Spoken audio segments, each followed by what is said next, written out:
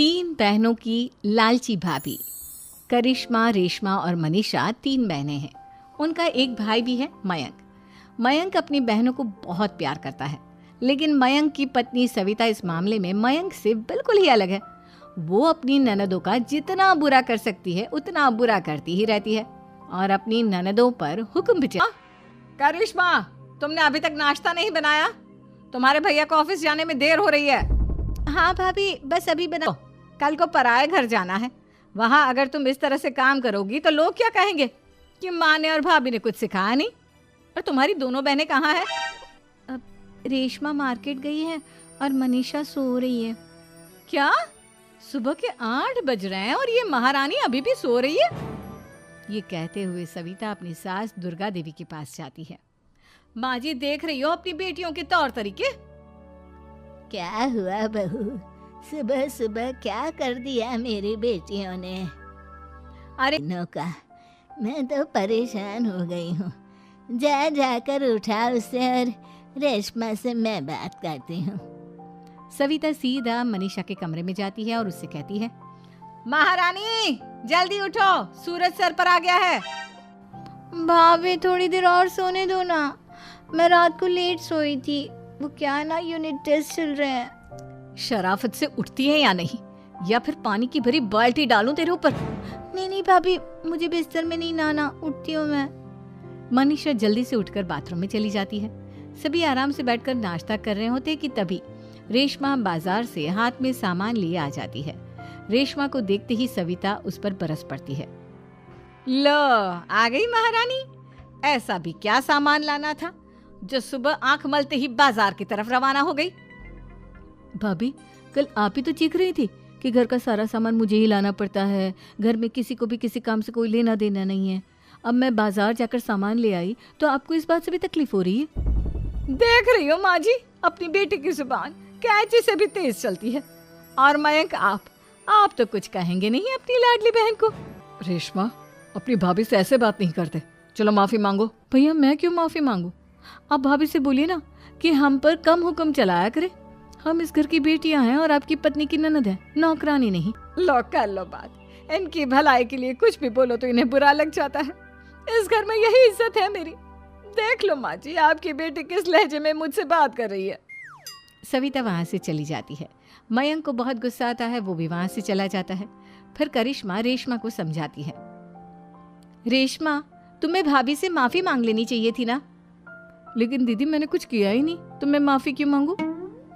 हाँ करिश्मा दीदी, रेशमा दीदी जैसे ही घर में आई भाभी ही उन पर चिल्ला रही थी। हाँ, मैं मानती हूँ कि गलती भाभी की थी।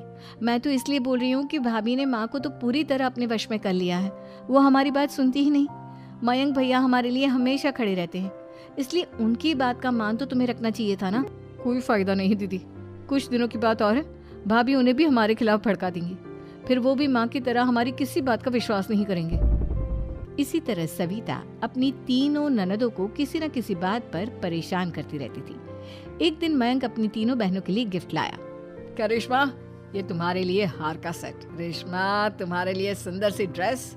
और मनीषा, तुम्हें किताबें पसंद है ना, तुम्हारे लिए किताबें लाया हूँ। थैंक यू भैया।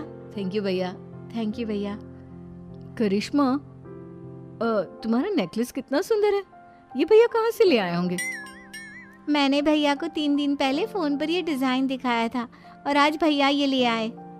सविता तो अपनी ननदों के गिफ्ट्स देखकर जल गई और करिश्मा का नेकलेस तो उसे भी बहुत पसंद आया था। अपनी बहनों के लिए कितना अच्छा नेकलेस लेकर आए हैं, मुझे कभी कोई गिफ्ट नहीं दिया। मैं आज ही ये हार चुरा लूंगी। रात में सविता करिश्मा का हार चुरा लेती है और इसी तरह उसे अपनी ननदों की जो भी चीज़ अच्छी लगती वो उसे मांगती नहीं, बल्कि रात के अंधेरे में चुरा लेती। इसी तरह दिन बीतते गए और सविता ने मयंक के दिल में भी उसकी बहनों के लिए नफरत पैदा कर दी। एक दिन मयंक ने करिश्मा और रेशमा के लिए रिश्ता देखा और ये बात उसने घर में सबको बताई। माँ, करिश्मा और रेशमा के लिए बहुत अच्छा रिश्ता आया है। वो लोग कल इन्हें देखने आ रहे हैं। आप और सविता मिलकर सारी तैयारी कर लेना। ये सुनकर करिश्मा और रेशमा खुश हो जाती हैं, लेकिन सविता सोचती है, अगर इन दोनों बहनों की शादी हो गई तो घर और बाहर का काम कौन करेगा? मनीषा तो 1 नंबर की कामचोर है, उससे तो किसी बात की उम्मीद लगाना ही बेकार है। मुझे इस शादी को रोकना होगा। अगले दिन सभी लड़के वालों के स्वागत की तैयारी करने में लगे होते हैं। तभी मयंक अपनी बहनों से आकर कहता है, तैयार हो गई तुम दोनों? देखो दोनों लड़के बहुत अच्छे हैं, मैं कोई कसर नहीं छोड़ना चाहता, इसलिए तुम उनके सामने अच्छे से बिहेव करना और अपनी भाभी से लड़ने मत लग जाना। करिश्मा, तुम वो नेकलेस पहन लो ना जो मैं तुम्हारे लिए लाया था।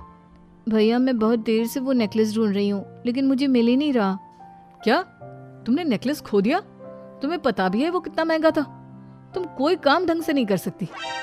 मयंक गुस्से में वहां से चला जाता है। थोड़ी देर बाद लड़के वाले भी आ जाते हैं।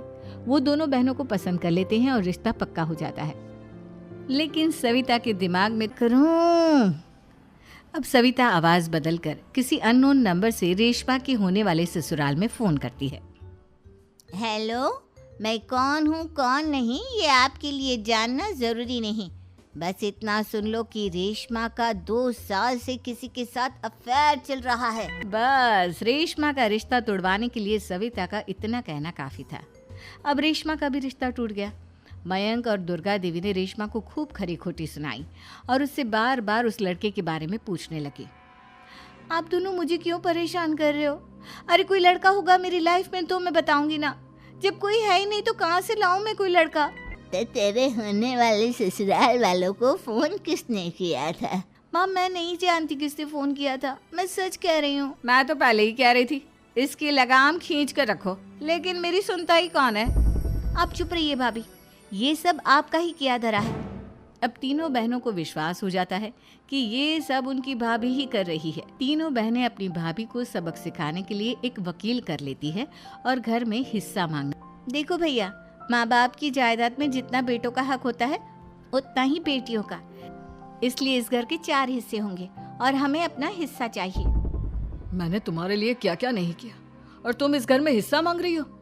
भैया, आप और माँ हम बहनों की कोई बात नहीं सुनते हो और भाभी हमारी शादी नहीं होने देगी क्योंकि उन्हें लगता है कि आप हमारी शादी में ज्यादा पैसा लगाओगे और उन्हें हम जैसी फ्री की नौकरानी कहाँ मिलेगी।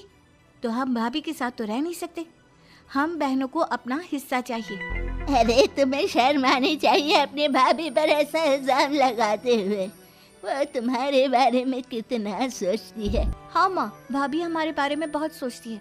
दिन रात बस यही सोचती रहती है कि किस तरह से अपनी तीनों ननदों को परेशान करूं और कभी मुझे पढ़ने भी नहीं देती। दोनों बहनों का रिश्ता भी तो इन्होंने ही तोड़वाया है और रात में हमारे कमरे में आकर हमारी चीजें भी चुराती हैं। इसी तरह सविता की तीनों ननदें अपनी बात पर अड़ी रही। अब कोर्ट में तारीख भी शुरू हो गई।